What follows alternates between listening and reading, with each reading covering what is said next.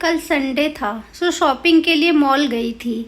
Billing में लंबी line थी। मैं ट्रॉली लिए लाइन में खड़ी थी।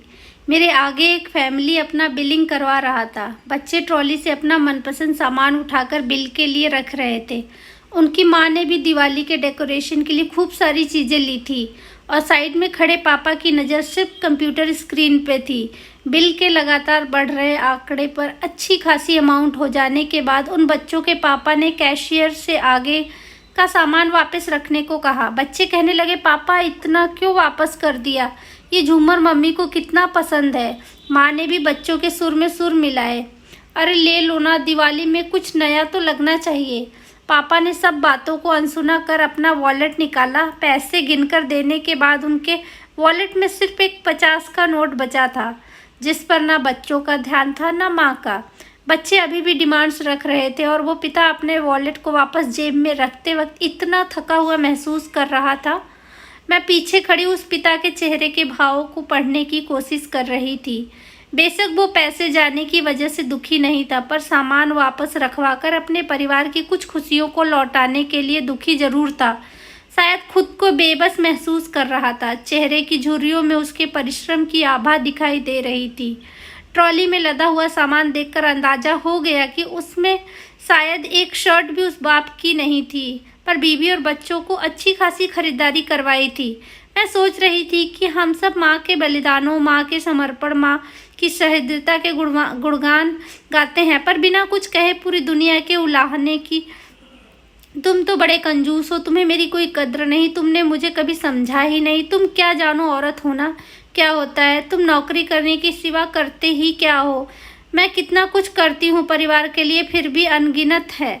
जिसका रोना हम पत्नियां अक्सर बिना भूले करती हैं। एक पिता कितना त्याग करता है अपने परिवार के लिए, ये हम कभी सोचती हैं?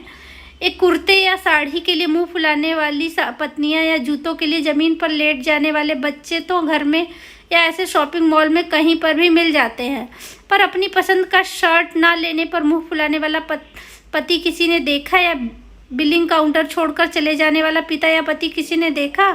दिवाली हो या होली, शादी हो या सजावट, हम सब अपनी अपनी डिमांड्स और लिस्ट पापा को पकड़ा देते हैं, पर उनकी लिस्ट कौन देखता है? उनकी लिस्ट भी कभी होती है? दिवाली आ रही है, सबके पति के अकाउंट में बोनस की अच्छी खासी रकम आएगी। हर पत्नी सोचती है इस साल बोनस के पैसों से ये लूँगी वो लूँगी, और पति बेचारा सोचता है किसको क्या दिलाऊंगा। इस दिवाली उनकी तो शॉपिंग भी सबसे लास्ट में होती है। पत्नी वर्किंग हो या घरेलू, दिवाली गिफ्ट तो पति ही देते हैं। ऐसा एक अनकहा नियम है हमारे यहाँ। ये सब उनका प्यार त्याग है। आपको ख्वाहिश पूरी करने के लिए वो ऑफिस में बहुत कुछ झेलते हैं। कई पतियों ने तो इस महीने ज़्यादा से ज़्यादा सेल बढ़ाने की कोशिश की होगी ताकि तगड़ा इंसेंटिव मिले और परिवार की हर खुशियाँ कायम हो रहे।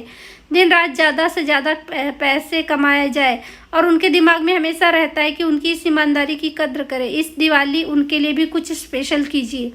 गिफ्ट लेना उन्हें भी अच्छा लगता है। इस मामले में कोई जेंडर डिस्क्रिमिनेशन नहीं होता है। दिवाली की खरीदारी करते वक्त अपने पति की जेब की वजन क्षमता को कतई नज़रअंदाज ना करें। खर्चीली पत्नी बनना कोई शान की बात नहीं है। बाजार तो चीज़ों से भरे पड़े हैं, पर अपना घर बाजार लगने लगे ऐसी अंधाधुंध खरीदारी से बचें। आपकी दिवाली आपके पतिदेव की जेबों को खाली करने में नहीं, बल्कि प्यार के दिए जलाने में है। आपको हमारी ये कहानी कैसी लगी हमें कमेंट बॉक्स में ज़रूर बताइएगा। Thank you.